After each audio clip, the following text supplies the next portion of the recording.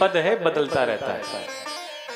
तो विश्वरूप नाम के प्रजापति थे जिनकी 2 पुत्रियां थीं। एक का नाम था सिद्धि और दूसरे का नाम था बुद्धि। इन्हीं दोनों नामों को हम लोग रिद्धि और सिद्धि के नाम से अपने घरों में अंकित करते हैं। सिद्धि और बुद्धि के साथ दोनों का विवाह हुआ। सिद्धि और बुद्धि दोनों के साथ गणपति का विवाह हुआ और ये घटना घट गई, उत्सव हो गया। कार्तिकेय जी जब पूरी परिक्रमा करके आए और कैलाश को जा रहे थे तो रास्ते में उन्हें नारद जी मिल गए और नारद जी भगवान का गीत गा रहे थे। वो बड़े प्रसन्न थे। कार्तिकेय जी ने कहा, देवर्षि नारद, इतने प्रसन्न आप कभी नहीं दिखे, आज प्रसन्नता का कारण क्या है? तो नारद जी ने कहा, पुत्र कार्तिकेय, प्रसन्नता का कारण यह है कि माता पार्वती ने अपने हाथ से लड्डू खिलाया है, अपने हाथ से जल पिलाया है, बहुत स्नेह दिया, हमने भरपेट भोजन आज खाया। अच्छा, अन्नपूर्णा के यहां कोई कमी होती है क्या? तो कार्तिकेय जी ने कहा, आखिर लड्डू कचौड़ी खाने का कारण? बोले उत्सव है। बोले उत्सव किस बात का? अरे भगवान शिव के यहाँ 2 बहुएं आई हैं, उसी बात का उत्सव है। तो किसका विवाह हो गया? गणेश का। गणपति के विवाह हो गए सिद्धि और बुद्धि के साथ। कार्तिकेय जी ने कहा, प्रतियोगिता तो ये थी कि जो परिक्रमा करेगा उसके साथ विवाह होगा। नारद जी ने पूरी बात बताई। कार्तिकेय जी को बहुत कष्ट हुआ कि इतना बड़ा उत्सव हो गया और हमें पता भी नहीं चला। अपने माता पिता से कार्तिकेय जी नाराज हो गए और उत्तर भारत छोड़ करके दक्षिण भारत चले गए।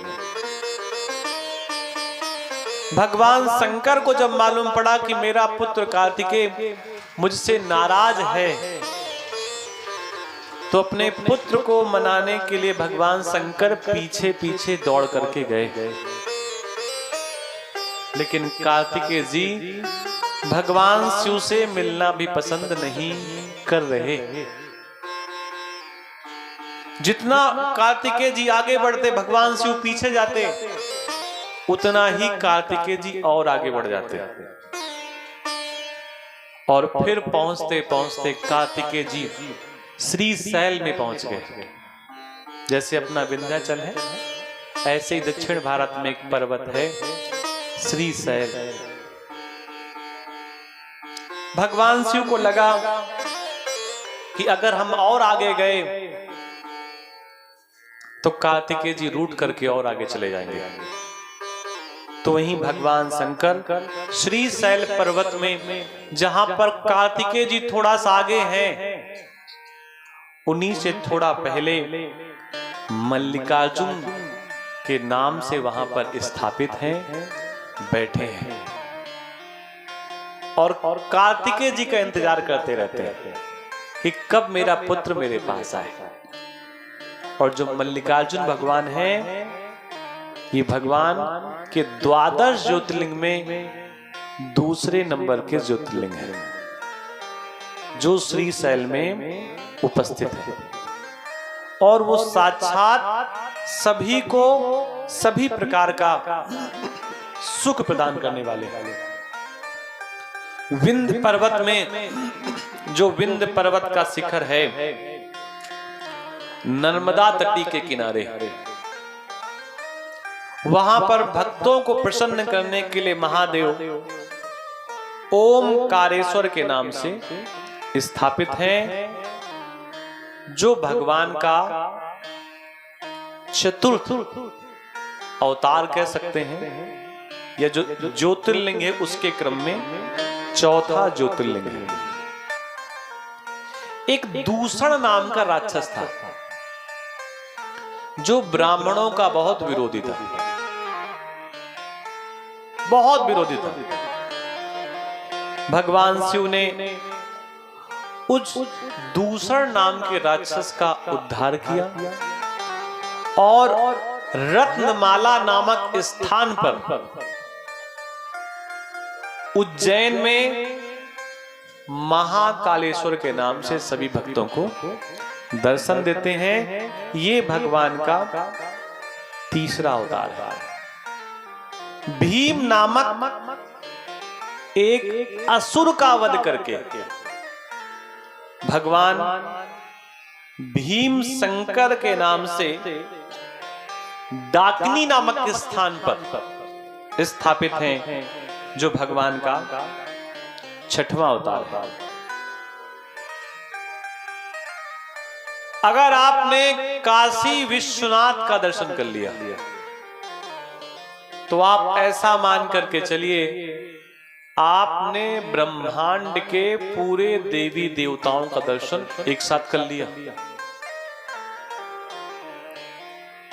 ऐसे हैं काशी में भगवान विश्वनाथ, पूरे के पूरे संसार के जो नाथ हैं उनका नाम विश्वनाथ। और विश्वनाथ की पूजा का सबसे पहला अधिकार भैरव जी को है, जिनको हम लोग काल भैरव के नाम से जानते हैं। विश्वनाथ जी का पूजन करने के बाद काल भैरव जी का दर्शन व्यक्ति को अवश्य करना चाहिए, अन्यथा ऐसा माना जाता है कि भगवान भोलेनाथ के दर्शन अधूरे हैं। काशी में माता अन्नपूर्णा का भी मंदिर है, क्योंकि जहां भगवान शंकर होंगे वहां की बात ही क्या कहना। काशी को मुक्ति की नगरी बताया गया। जब कोई व्यक्ति अपने प्राणों को छोड़ता है, वो कोई भी हो, व्यक्ति हो, जीव हो, जंतु हो, कोई भी हो, अगर वो काशी में है और काशी में अपने प्राणों को छोड़ रहा है तो ऐसा संत महात्मा कहते हैं भगवान शिव उससे अपनी बाईं जंघा में लिटा लेते हैं और बाईं जंघा में लिटा करके दाहिनी जंघा में लिटा करके उस पुरुष के या व्यक्ति के दाहिने कान में राम नाम का मंत्र देते हैं। और ये भी 12 ज्योतिर्लिंग में भगवान का एक स्थान है। कल हमने गौतम ऋषि की कथा सुनी थी। 1 करोड़ शिवलिंग बनाए थे गौतम जी ने, और जिन गौतम जी ने शिव जी को स्थापित किया उनका नाम त्र्यंबकेश्वर है।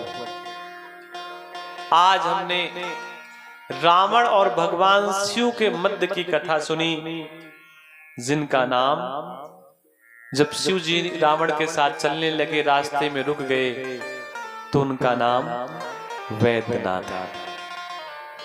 दारुक नामक एक राक्षस को भगवान शिव ने उद्धार किया और सुप्रिय नामक अपने एक भक्त की रक्षा की। वहां पर भगवान नागेश्वर के नाम से स्थापित है।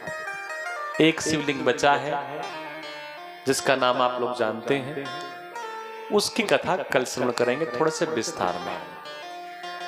रामेश्वरम भगवान की ये भी 12 ज्योतिर्लिंग में एक शिवलिंग का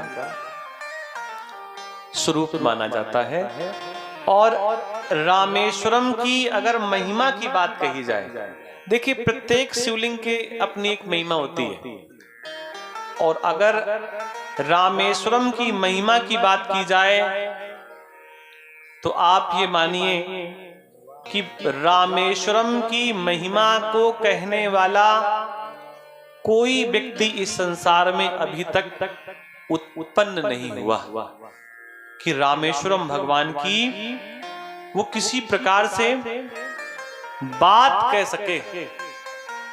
बोलिए वृंदावन बिहारी लाल की।